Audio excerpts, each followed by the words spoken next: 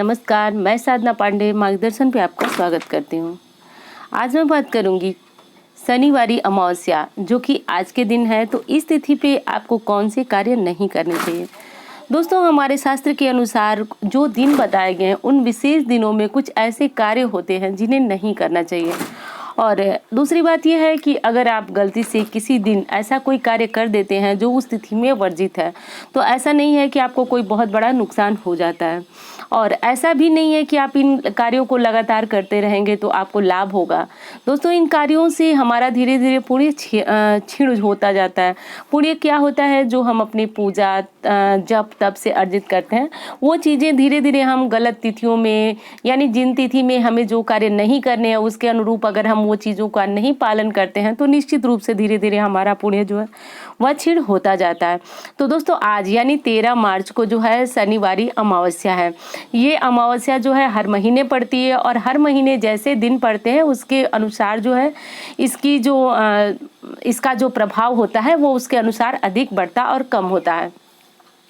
तो अब आज के दिन जो है शनिवारी अमावस्या है, तो इस अमावस्या पे शनि के अनुसार या फिर धन प्राप्ति के लिए बहुत सारे उपाय हैं जो कि शास्त्र अनुसार किए जा सकते हैं, और आज के दिन किया गया उपाय जो है व्यर्थ भी नहीं जाता है। दोस्तों, शास्त्र में अमावस्या और पूर्णिमा को एक ऐसी तिथि मानी जाती है जिस दिन हम हिंदू धर्म के अनुसार ऐसे बहुत से कार्य हैं जो कि कर सकते हैं। तो ऐसे ही कुछ ऐसे कार्य हैं जो शनिवार के दिन और अमावस्या के दिन नहीं करना चाहिए, तो ये चीज़ें ध्यान रखें दोस्तों। विशेषकर जो है शनिवार के दिन ये कार्य नहीं करना चाहिए।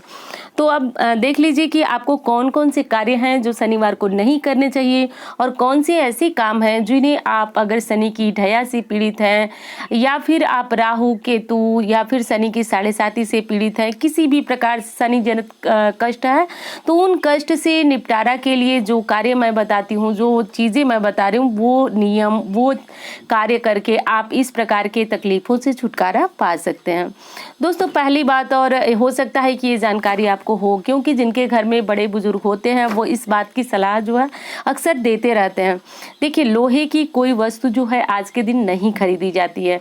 यहाँ तक कि जो है एक कील भी नहीं खरीदी जाती है। लोहे की कील जो है शनिवार के दिन बिल्कुल नहीं खरीदी, यानी लोहा धातु जो है घर में लाना ही नहीं चाहिए। अब कारण ये है कि लोहा जो है वह शनि से जुड़ी हुई वस्तु है, तो इसलिए शनि से जुड़ी हुई कोई वस्तु जो है आज के दिन घर में नहीं लाना चाहिए। हाँ, लोहा जो है वह शनि देव को अर्पित किया जाता है, तेल अर्पित किया जाता है। हाँ, तेल भी आज के दिन आपको अपने घर में नहीं लाना चाहिए। बहुत सारा इस प्रकार का प्रश्न जो था वो आ भी रहा था मुझे कि तेल आज के दिन लाना चाहिए, क्या लाना चाहिए, क्या नहीं लाना चाहिए। तो इसके लिए ये वीडियो जो है आप तक पहुंच रही है।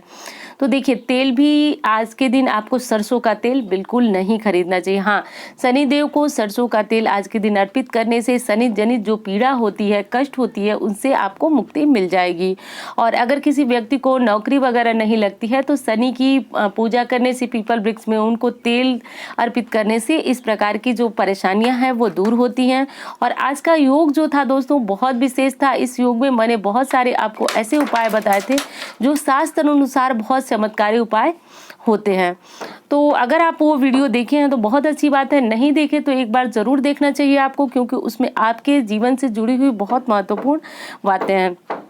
तो तेल, नमक और लोहा आज के दिन बिल्कुल नहीं खरीदने चाहिए। हाँ दोस्तों, नमक भी जो है भोजन में एक बहुत महत्वपूर्ण भूमिका निभाता है, तो नमक भी आज के दिन नहीं खरीदना चाहिए। अब देखिए, एक चीज़ और हो सकती है, जब शुरू में आप इन नियमों का पालन करेंगे अपने घर में, चाहे आप गृहिणी हैं या फिर आपके ऊपर भी कोई बड़ा बुजुर्ग है, तो अगर आप इन नियमों को जब आप अपने जीवन में उतारेंगे तो आपको बहुत समस्या होगी।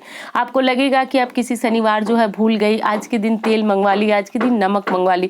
घबराने वाली कोई बात नहीं। जब शुरू में आप इन नियमों का पालन करेंगे तो आपको बहुत समस्या होगी, किसी दिन भूलेंगे, किसी दिन कुछ होगा।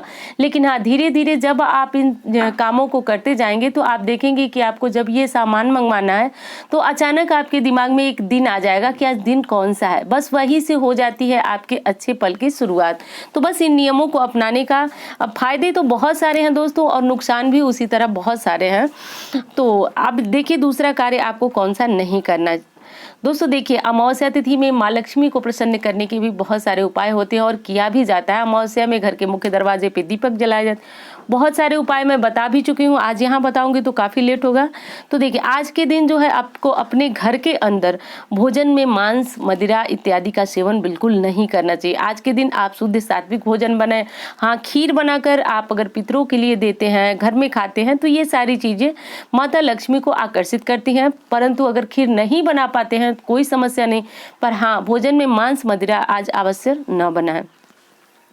दूसरी चीज़ है दोस्तों कि आप चाहते हैं कि आप शनि जनित पीड़ा से, जैसे किसी के ऊपर शनि की ढैया, साढ़े साती चल रही हो और वो उससे निपटारा चाहता हो, तो देखिए आज के दिन आप सुबह सुबह जैसे जहां आपको दिखे कि मजदूर कहीं काम कर रहे हो या फिर सफाई कर्मी हो, तो आप उनको काला चना बना करके अगर मजदूरों में दान करते हैं तो इससे शनि जनित पीड़ा से बहुत ज़्यादा आपको लाभ होता है। बिना किसी उपाय के, बिना किसी पूजा पाठ के आपको लाभ होता है। और दूसरी चीज़ कि अगर नहीं शनि से संबंधित पीड़ा है तो लोगों को दान करने का आपका बहुत सारे फायदे हैं और आपको दान के बहुत सारे फायदे जो हैं वो प्राप्त भी होते हैं। लेकिन शनि की पीड़ा है तो उसमें ये उपाय आपको अवश्य करना चाहिए। दूसरी चीज़ है कि देखिए, अगर शनि की साढ़े साती नहीं लग रही है या फिर नहीं लगी हुई है और लगने वाली है तो भी आप इस उपाय को करें। प्रायः देखा जाता है कि बहुत सारे लोग जो हैं शनि की पीड़ा आते ही बहुत ज़्यादा बिखर जाते हैं। तो दोस्तों, जब आपके अच्छे कर्म रहेंगे तो चाहे शनि की ढैया चले या साढ़े साती चले, आपके जीवन में कहीं किसी प्रकार का कोई ऐसा बुरा या अनहोनी होगी ही नहीं, चाहे शनि की ढैया चले या साढ़े साती चले। क्योंकि शनि जो है हमारे कर्मों का फल जो है अपने साढ़े साती या ढैया के पीरियड में देते हैं।